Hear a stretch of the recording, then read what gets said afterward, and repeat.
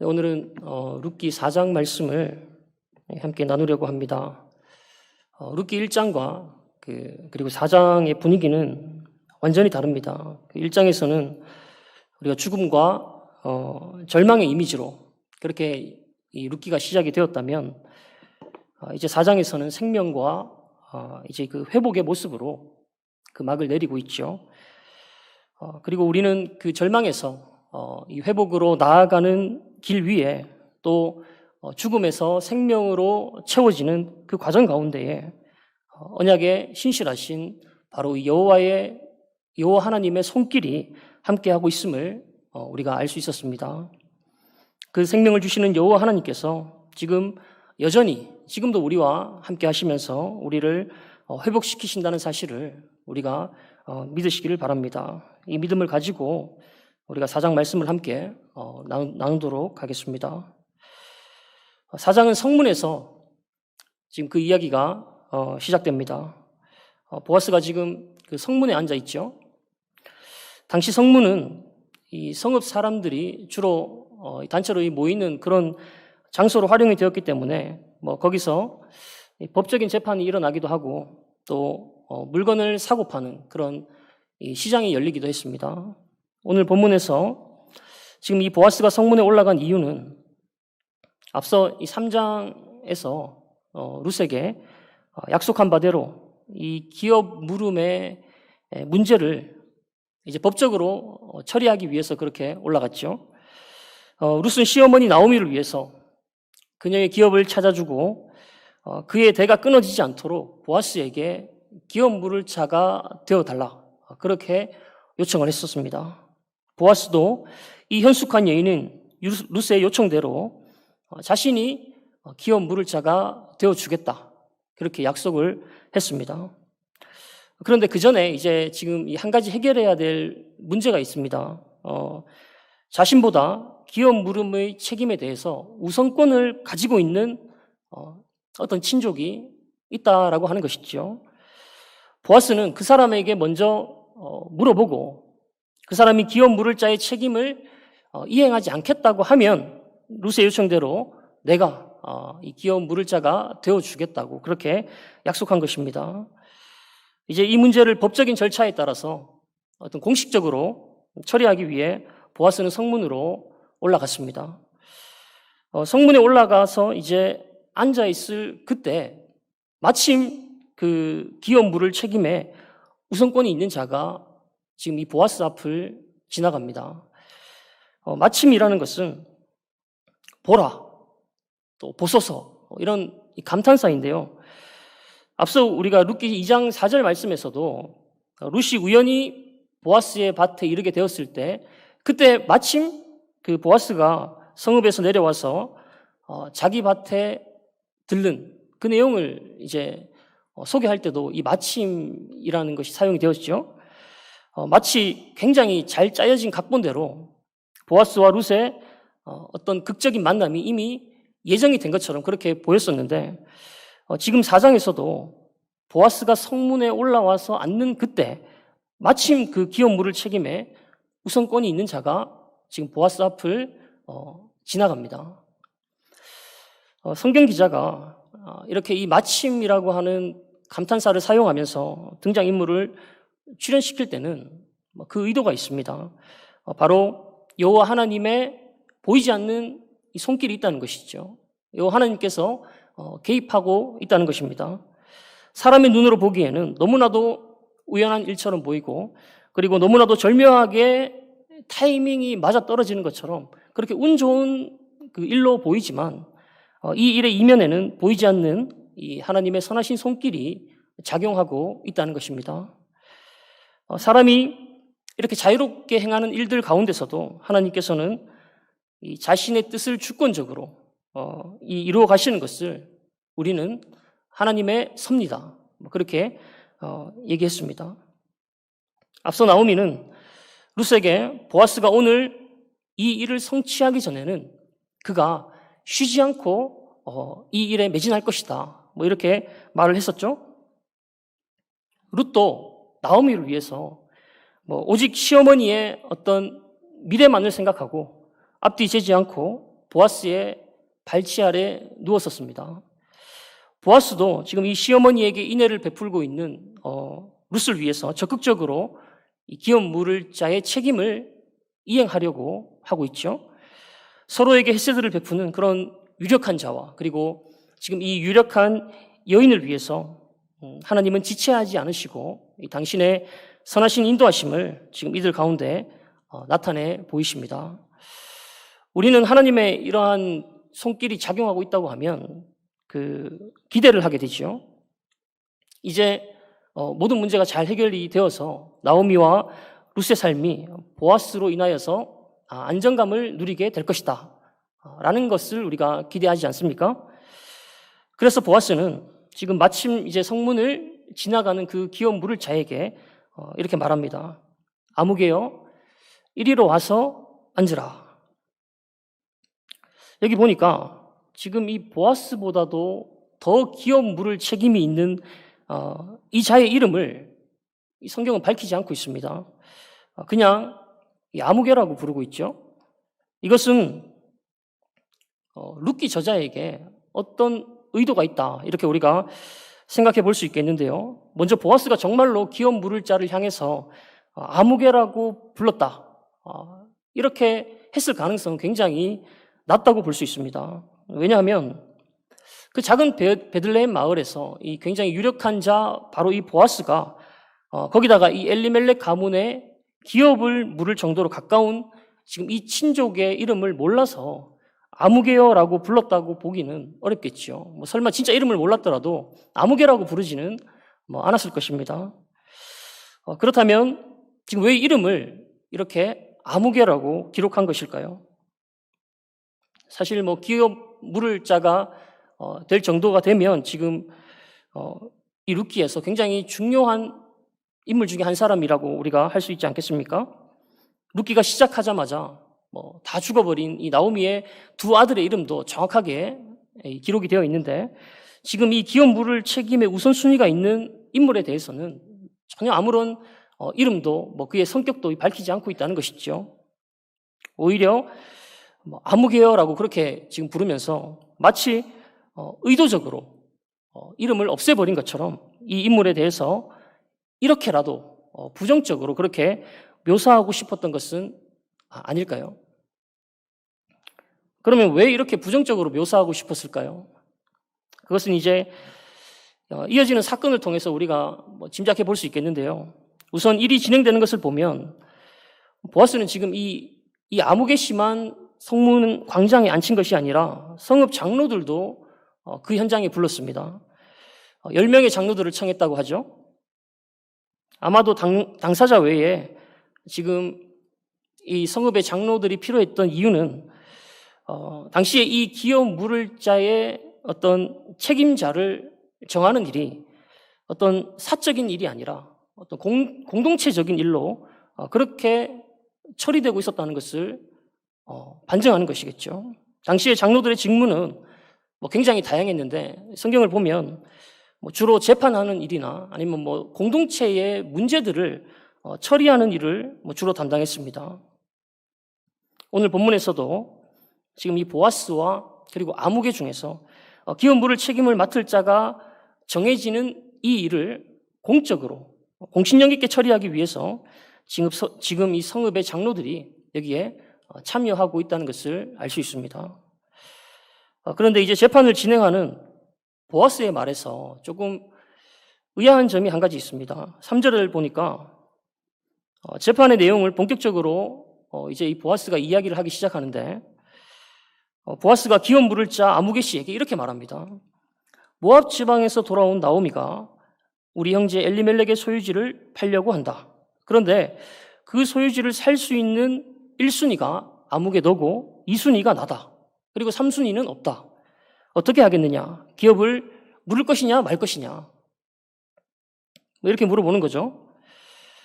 사실 모압에서 지금 나오미가 돌아왔을 때는 아무것도 가지지 않은 상태였습니다. 아무것도 없었습니다. 한 끼를 먹을 양식도 없어가지고 베들레헴에 대해서 아무것도 모르는 이 모압에서 온 룻이 이삭을 주우러 나갈 정도였는데 지금 이 나오미가 엘리멜렉의 소유지를 팔려고 한다라는 것은 무슨 말일까요? 현재 나오미에게 무슨 소유권이 있어야 팔 것도 있는 게 아니겠습니까? 우리가 지난번에 이 고엘에 대해서 말하면서 토지를 소유하는 것과 그리고 토지를 무르는 것, 그러니까 이 기업 무름에 대해서 어떤 율법적인 지침이 있음을 말했습니다. 그 율법이 뭐였냐면 레위기 25장 말씀에 나오는데요. 이 토지에 대한 어떤 이스라엘의 토지에 대한 대전제는 기본적으로 이스라엘의 토지는 다 여호와 하나님의 것이라는 겁니다. 하나님으로부터 이 하나님의 땅을 분배받은 것이죠. 하나님의 것이니까 근본적으로는 땅을 사고 팔 수 없습니다. 근본적으로는. 그런데 살다가 보면은 어려운 사람들은 땅을 매매하거나 팔 그런 가능성도 있겠죠. 우리도 청직이라고 해서 다 주님으로부터 왔다고 얘기는 하지만 우리의 임의대로 우리가 맡은 것을 사용하기도 하지 않습니까? 그런데 그때 당시에는 지금 이 땅을 행여 이 처지가 어려워가지고 팔았다 하더라도 그 땅을 다시 무르고 찾아올 수 있도록 한 것이 바로 기업 무름입니다. 하나님께서 허락하신 법칙이죠. 기업을 무르는 방법은 지금부터 희년까지 남은 횟수를 계산합니다. 어차피 희년이 되면 땅을 다 돌려줘야 되는 그런 땅이니까 남은 횟수를 계산해서 어차피 50년마다 한 번씩 이 희년이 돌아오니까 그만큼 남은 값을 지불하고 이제 땅을 찾아오는 것이죠. 가까운 친족이 돈을 내고 찾아와줘도 되고 아니면 그 땅의 원주인이 돈을 벌어가지고 모아서 또 제대로 된 값을 지불하고 찾아와도 되고 이도저도 아니면 이제 희년까지 버티다가 땅을 돌려받으면 되는 것이 바로 이 기업 무름의 방법이죠. 그런데 문제는 나오미가 땅을 지금 갖고 있지도 않은데 이제 기업 물을 자가 지금 이 재판을 통해서 정해지면 그를 통해서 지금 엘리멜렉의 땅을 찾으려고 지금 하고 있는 것인데 나오미가 엘리멜렉의 소유지를 팔려고 한다는 사실 아닙니까? 사실 문제는 아니고 좀 이상한 점이죠. 학자들은 이 토지라는 것은 여호와 하나님의 소유이기 때문에 영원히 매매할 수 없다 하는 이 대전제에 근거해가지고 어차피 희년에는 원 소유주에게 돌려줘야 되니까 실제로 사고 팔았던 것은 땅이 아니라 이 바로 땅의 사용권이다. 땅의 사용권을 사고 팔았다. 이렇게 주장합니다. 그러니까 지금 다시 물러야 하는 것은 희년까지 남은 이 토지 사용권이죠. 그러니까 엘리멜렉이 죽었어도 지금 땅의 주인은 여전히 엘리멜렉이라는 겁니다. 근데 또 문제가 있습니다. 우리가 성경을 보면 기본적으로 이 유산은, 아버지의 유산은 누가 상속을 받죠? 기본적으로는 아들이 상속을 받는 것이 원칙입니다. 아들이 없는 경우에는 딸이 조건만 충족하면 딸도 상속받을 수 있죠.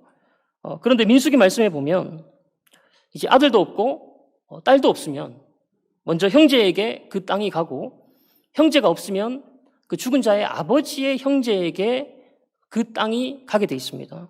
근데 아버지도 만약에 형제가 없으면 가장 가까운 친족에게로 그 땅이 넘어가도록 돼 있죠. 그런데 지금 나오미는 아들도 없고 딸도 없고 남편의 형제도 없고 그리고 남편의 아버지의 형제도 없는 것처럼 보입니다. 지금 기업 물을 자가 보아스와 그리고 지금 이 아무개 둘밖에 없지 않습니까? 그리고 10년이 넘도록 그 모압에 살았기 때문에 어찌되었든 지금 원래 그 엘리멜렉 소유의 땅은 누군가에 의해서 경작되고 있었겠죠. 그 땅의 소유권을 이제 찾아오려는 것인데 이 학자들은 과부이면서 아들도 딸도 없는 나오미가 땅은 소유할 수 없었다 하더라도 이 땅의 소유권을 처분할 수 있는 그런 권리는 가지고 있었다. 이렇게 봅니다. 정확하게 어떤 근거로 그런 권리를 가질 수 있었는지는 성경에 나와 있지 않기 때문에 잘 모르겠지만 지금 성문에서 열리는 이 재판의 과정을 보면 소유권을 처분할 수 있는 권리는 나오미가 소유할 수 있었다. 하는 것을 우리가 알 수 있습니다. 그래서 보아스가 이제 아무개에게 얘기하죠. 나오미가 다시 땅의 소유를 원한다.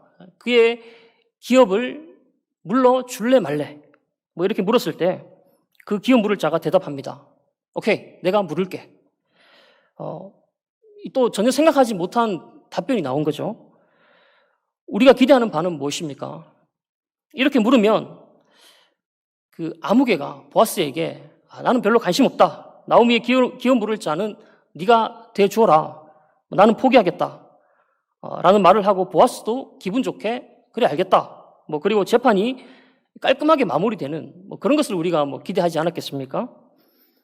근데 이제 이 아무개가 기업 물을 자가 된다고 하니까 일이 굉장히 생각지도 못하는 전혀 엉뚱한 방향으로 흘러가는 것만 같습니다. 사실은 지금 이 룻기를 읽고 있는 우리뿐만 아니라 나오미도 그렇고 룻도 그렇고 보아스도 그렇고 아무도 이 아무개가 기업을 물러줄 것이라는 생각도 안 했고 그렇게 해주길 바라지도 않았겠죠. 기업 물을 자는 누구보다도 이 보아스가 되기를 간절하게 바라고 있는 그 나오미와 룻, 보아스 그리고 이 세 사람이 아니었겠습니까? 그래서 보아스가 설명을 덧붙입니다. 만약에 네가 그 기업 물을 책임을 진다고 하면 나오미로부터 밥만 사면 되는 게 아니다. 나오미의 죽은 아들의 아내인 모압에서 온 룻이라는 며느리가 있는데 그녀와 결혼도 해야 된다. 네가 나오미로부터 산 밭은 룻과 결혼해서 룻의 남편인 말론의 이름으로 세워서 그 가문이 이어지도록 해야 되는데 그래도 할래? 이렇게 물어봅니다. 이렇게 보아스가 설명을 했더니 아무개가 뭐라고 합니까?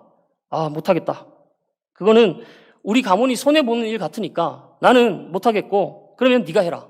보아스 당신이 이 나오미의 기업 물을 자가 되어 주어라. 나는 포기한다. 보아스가 보충 설명을 하고 나니까 이 아무개의 마음이 바뀌었죠. 처음에는 기업을 물겠다고 했다가 나중에는 지금 왜 이 마음이 바뀌었을까요? 처음에 보아스가 나오미로부터 이 엘리멜렉의 소유지를 살 수 있는 1순위의 권한이 있다는 얘기를 들었을 때는 이렇게 생각했겠죠. 그래? 그러면 토지 사용권을 찾아오는데 내가 지금 내 돈을 좀 쓰더라도 그 토지를 경작해서 나오는 소산 정도면 토지를 찾아오는데 썼던 비용은 충분히 회복되겠고 또 그 소산으로 나오미 한 명 정도는 충분히 먹고 살리고도 남겠지. 그리고 나오미는 이제 늙었으니까 자녀를 낳을 일도 없고 나오미가 이제 죽고 나면 그 땅은 완전 내게 되는 거 아니야. 그러면 안 할 이유가 없지. 이런 결론이 나왔던 거죠. 그런데 나오미로부터 땅을 사면 룻과 결혼해야 한다는 말을 듣고는 또 생각을 했겠죠. 그래? 그럼 나오미도 먹여 살려야 되고 룻도 먹여야 살려야 되는데 룻은 젊으니까 좀 더 오랫동안 먹여 살려야 되네. 룻은 아직 젊으니까 혹시 아들이라도 태어나면 그 자녀가 클 때까지도 내가 먹여 살려야 될 거 아니야. 돈이 만만치 않은데 거기다 그렇게 되면 어차피 그 땅 내게 되는 게 아니네. 이 안 되겠다. 이러다가는 내가 독박 쓰겠다. 이런 생각을 하지 않았겠습니까? 그래서 자기는 못하겠다고 지금 이 공적으로 선언을 한 것입니다. 그리고 당사자와 지금 성읍의 장로들과 그리고 성읍의 백성들이 모인 지금 이 자리에서 이제 이 결정을 공식화하고 그리고 확정합니다.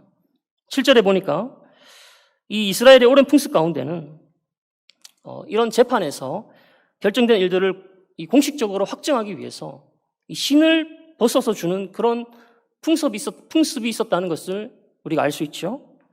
소유권을 가진 자가 신을 벗어서 소유권을 받을 자에게 주면 모든 사람 앞에서 이 결정이 이제 공증을 받게 되는 겁니다. 그래서 나중에 이 재판에 관해서 누가 문제를 삼더라도 그 함께 있던 자들이 이 일에 증인이 되어 주는 것이죠. 신명기의 25장에도 보면 이 죽은 형제에 대한 의무와 관련된 말씀을 기록하면서 지금 이 신을 벗어주는 것과 맥락을 같이 하는 그런 내용이 나옵니다. 오늘 룻기 말씀에서는 아무개라는 이 사람이 자기가 직접 자신의 신을 벗어가지고 그렇게 죽었지만 신명기 말씀에는 이 신 벗김을 당하는 것으로 나옵니다. 신명기에 나오는 내용이 이렇습니다. 형제가 같이 살다가 한 사람이 죽으면 다른 형제가 죽은 형제의 아내를 자기 아내로 삼아서 아들을 낳아 주어야 합니다. 역시 이 계대 결혼에 관한 것이죠. 그것이 이 형제의 형제된 의무라는 것입니다. 그래서 아들을 낳으면 그 첫째 아들이 죽은 형제의 그 이름을 잇도록 하여서 이 죽은 남편의 이름이 이스라엘 중에서 끊어지지 않도록 하는 것이 바로 이 계대 결혼의 핵심이죠. 그런데 형제가 이 의무를 이행하지 않을 때는 어떻게 되느냐? 먼저 이 과부된 여인이 그 성읍의 장로들에게 고발합니다. 남편의 형제들이 나에게 의무를 다하지 않는다. 이 기업 물음에 계대 결혼의 의무를 다하지 않는다. 그러면 이제 다 모여가지고 공개적인 자리에서 이 과부의 형제의 과부가 이 형제가 의무를 다하지 않는 자의 발에서 그 신발을 벗기고 그리고 그 얼굴에 침을 뱉습니다. 그리고 의무를 다하지 않는 자는 그 신벗김 받은 자의 집이라고 하는 그런 굉장한 이 오명을 갖게 되죠. 그러니까 의무를 다하지 않으면 굉장히 이제 큰 수치를 당하는 겁니다. 굉장히 이제 큰 오명을 안고 그렇게 살아가야 되는 것이죠. 지금 이 신명기에 나오는 이 말씀과 오늘 본문이 정신을 같이 하는 것은 지금 죽은 자의 기업을 그의 이름으로 세워주는 일입니다. 그것은 죽은 자를 위해서 사실 그렇게 하는 것이 아니라 사실 살아있는 자를 위해서 그렇게 하는 것이죠. 살아있는 자를 배려하고 돕도록 만든 법입니다. 그것이 바로 기업 물음과 이 계대 결혼이 가지고 있는 정신이죠.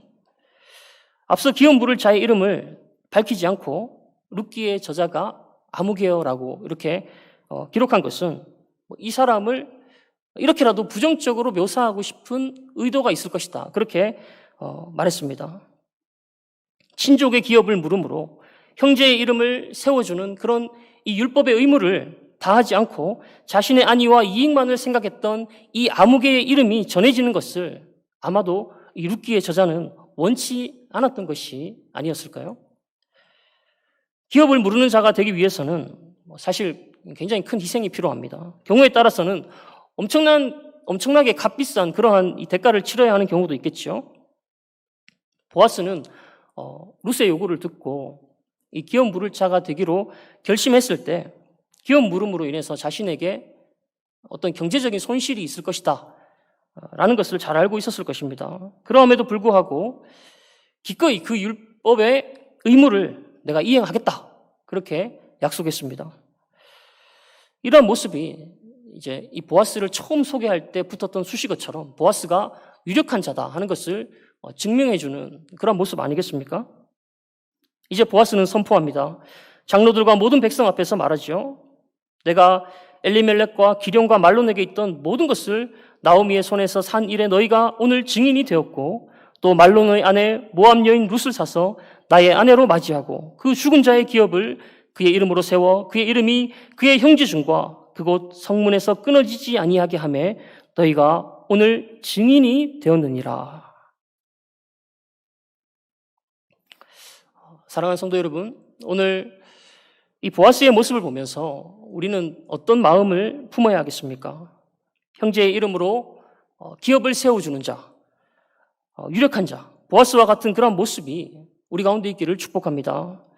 희생이 따르더라도 하나님이 요구하시는 이 율법의 정신에 적극 순종함으로 하나님의 기쁨이 되시기를 바랍니다. 기업 물음의 의무를 다하지 않고 자신의 유익만을 구하고 그래서 그 의무를 나는 다하지 못하겠노라고 그렇게 뻔뻔하게 직접 이 자신의 신을 벗어서 줘버린 그런 아무개와 같은 자는 우리가 되지 않아야 하지 않을까요? 고혈이 된다는 것은 나를 희생해서 형제를 돕는 것입니다. 우리는 그리스도 안에서 다 한 형제요 또 한 자매라고 말을 하죠. 그것이 교회라고 말을 합니다. 그런데 예수님은 우리에게 분명히 가르치고 있습니다. 누구든지 하늘에 계신 내 아버지의 뜻대로 하는 자가 내 형제요, 내 자매다. 교회에 출석하고 있어도 하나님 아버지의 뜻대로 살지 않는 사람은 그리스도 안에 있는 자가 아니다라고 말을 하는 것이죠. 희생하지 않는 사람은, 사랑하지 않는 사람은, 거룩하게 살려고 노력하지 않는 사람은 성도라 일컬음을 받을 수 없다는 것입니다.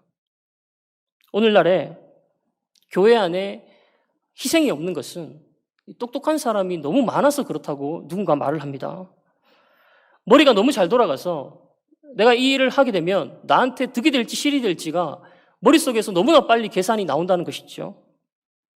그래서 손해가 된다 싶으면 연락이 두절되고 그리고 요리조리 피해 다닌다고 합니다.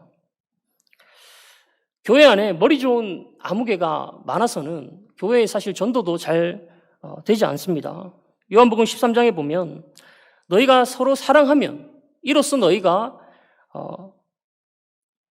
모든 사람이 너희가 내 제자인 줄 알리라. 그렇게 했는데 다 아무개와 같이 자기 유익만을 구하면 우리가 예수님을 믿는 사람인지 아닌지 세상 사람들이 어떻게 알아차릴 수 있겠습니까?